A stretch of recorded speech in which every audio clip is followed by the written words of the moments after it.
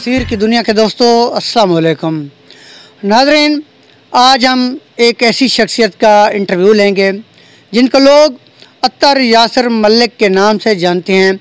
इस शख्सियत का ताल्लुक़ शरफतान से है। सियासी समाजी हवाले से वो अपना एक मुनफरिद मकाम रखते हैं और दुखी इंसानियत की खिदमत करना उनका वतीरा है। नवाइशीन के नाज़रीन के लिए आज हम मलिक साहब से कुछ सवालात पूछेंगे।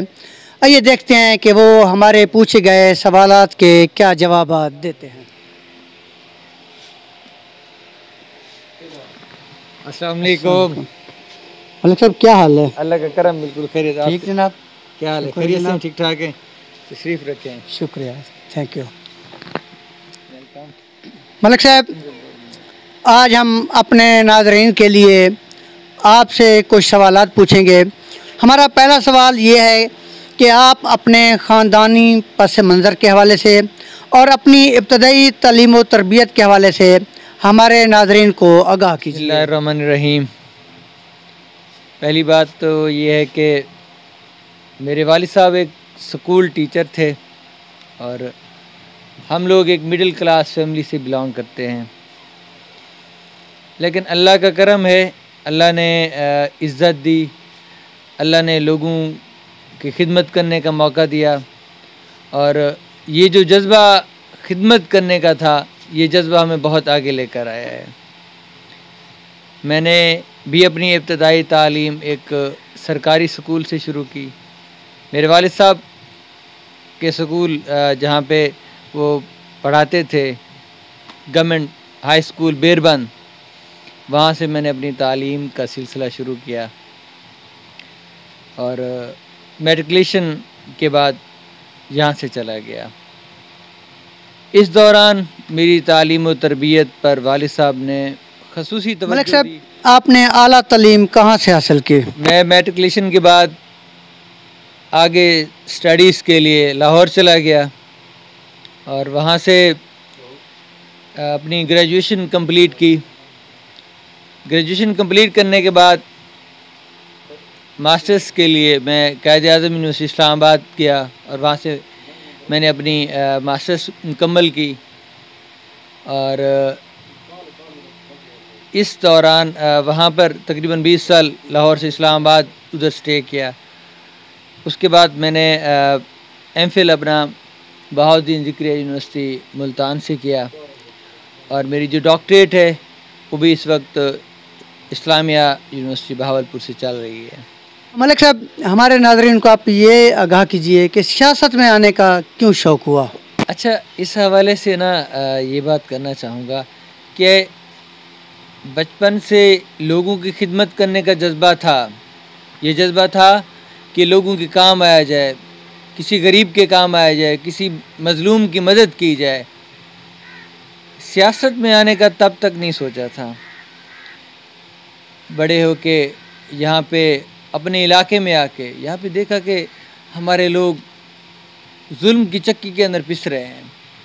आवाम का कोई हाल नहीं है, कोई पुरसान हाल नहीं है और जो हमारे सियासतदान हैं वो सेम उसी वतीरे के साथ कि 5 साल के बाद आना, आवाम से वोट लेने और उसके बाद अल्लाह हाफिज़।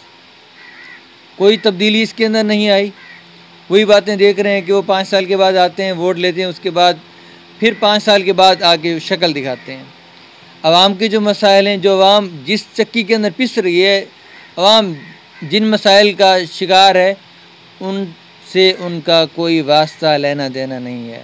बात है हमारा इलेक्टोरल कॉलेज, अगर हम देखें हमारे पार्लियामेंट्स भरे पड़े हैं, हमारे या तो ओल्ड या फिर 50 से ऊपर।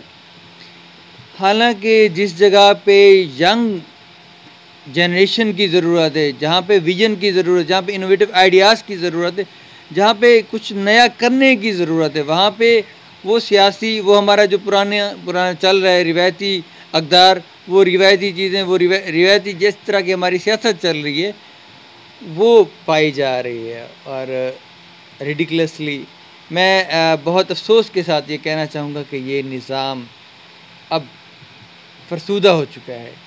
अब हमें इस निज़ाम की ज़रूरत नहीं है। अब लोगों में शऊर आ रहा है, लोग अब तब्दीली चाह रहे हैं, लोग चाह रहे हैं कि उनके लिए कुछ काम हो। लोगों की फलाह तब मुमकिन है कि जब कुछ नए लोग आएँ, वो नया करें, कुछ नई चीज़ों के साथ, नई रिवायात के साथ, मॉडर्न आइडियाज़ के साथ, मॉडर्न टेक्नोलॉजीज़ के साथ, जिससे आवाम का फ़ायदा हो, जिससे हमारी आगे वाली नस्लों का फ़ायदा हो, और जो एसेंस ऑफ डेमोक्रेसी है वो उजागर हो। बेसिक एसेंस ऑफ डेमोक्रेसी ये नहीं है कि एक वडेरा आ रहा है, फिर उसके बाद उसका बेटा आ रहा है, फिर उसके बाद उसका बेटा आ रहा है। नहीं नहीं नहीं, ये नहीं है। हमें तब्दीली की ज़रूरत है।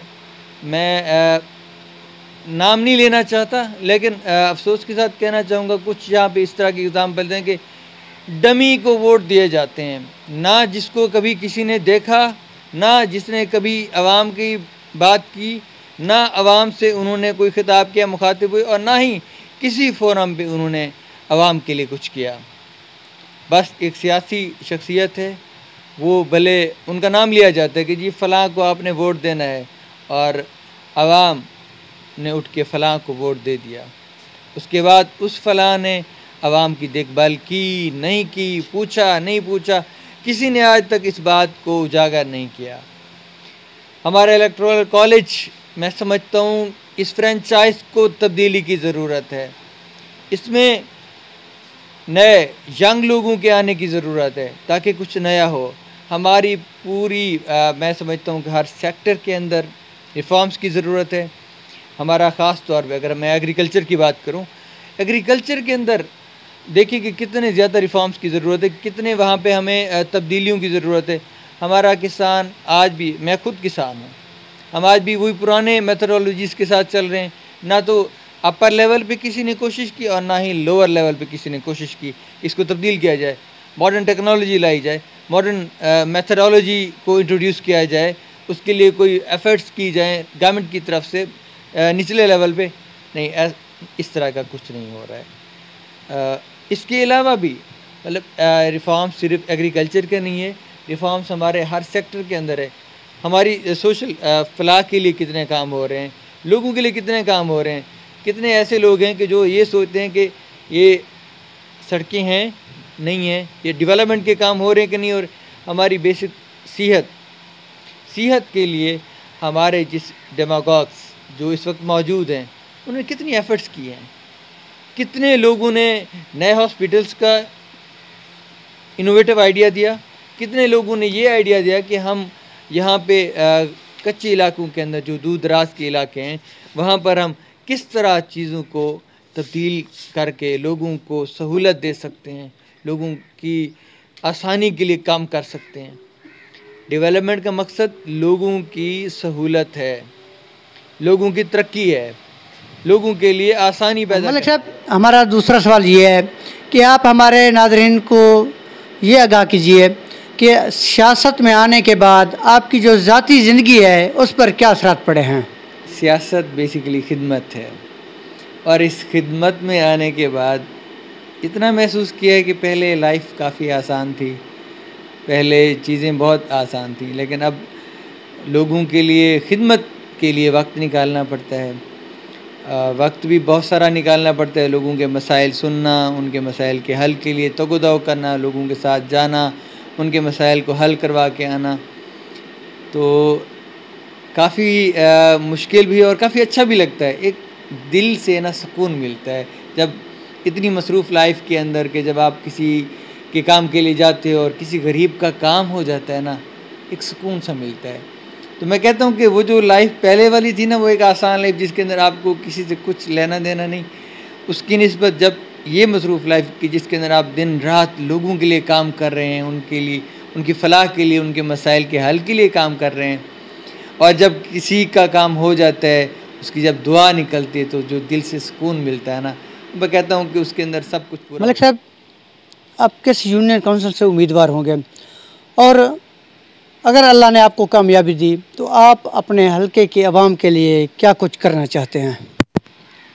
मैं यूनियन काउंसिल कोटला लाल शाह से चेयरमैन के लिए कॉन्टेस्ट करना चाह रहा हूँ, और इंशाअल्लाह अल्लाह मौका देगा, अल्लाह ने मौका दिया।